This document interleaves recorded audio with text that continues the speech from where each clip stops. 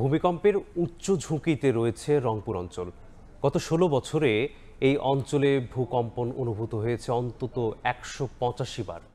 মাটির নিচে সেডিমেন্ট কম হওয়ার পাশাপাশি অপরিকল্পিত নগরায়ন এই ঝুঁকির মাত্রা আরও বাড়িয়েছে।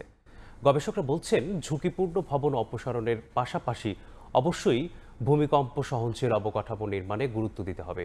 শাকিল মাহমুদের ছবিতে নাজমুল ইসলামের সাথে রিপোর্ট।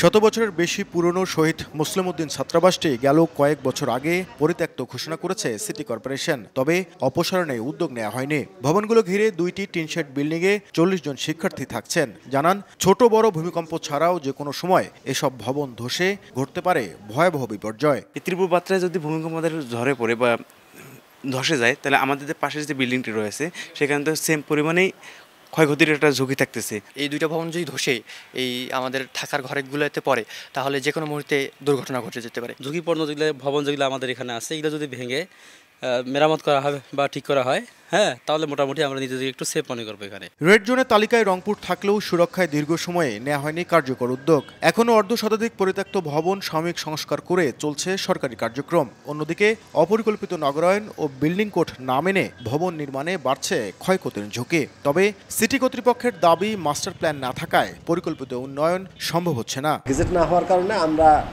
সেই গাইডলাইন অনুযায়ী বর্তমানে আমরা উন্নয়ন কাজ করতে পারতেছি না, যার কারণে রংপুর অপরিকল্পিতভাবে উন্নয়ন হচ্ছে এবং ট্র্যাডিশনাল ডেভেলপমেন্ট হচ্ছে, যার কারণে পরিকল্পিত উন্নয়ন রংপুরে সম্ভব হচ্ছে না। বিশেষজ্ঞদের মতে, ভূমিকম্প সহনশীল ভবন নির্মাণের পাশাপাশি ঝুঁকিপূর্ণ ভবন অপসারণে উদ্যোগ না নিলে ক্ষতির সংখ্যা বাড়তেই থাকবে। আমরা যদি ভালোভাবে প্রিপারেশন নিতে পারি, আমরা যদি বিল্ডিংগুলো কোড মেনে তৈরি করতে পারি বা ব্রিজগুলো কোড মেনে তৈরি করতে পারি, তাহলে ভূমিকম্পের ক্ষয়ক্ষতি থেকে বাঁচা সম্ভব। আবহাওয়া অফিসের তথ্য মতে ২০০৯ সালের আগস্ট থেকে ২০২৫ সালের ২১ নভেম্বর পর্যন্ত এই অঞ্চলে ১৮৫ বার ভূকম্প অনুভূত হয়েছে। উৎপত্তি স্থল রংপুর অঞ্চলে না হওয়ায় বড় ক্ষয়ক্ষতি হয়নি। তবে সাম্প্রতিক সময়ে দেশেই ভূকম্পের উৎপত্তি স্থল হওয়ায় আতঙ্ক বাড়ছে।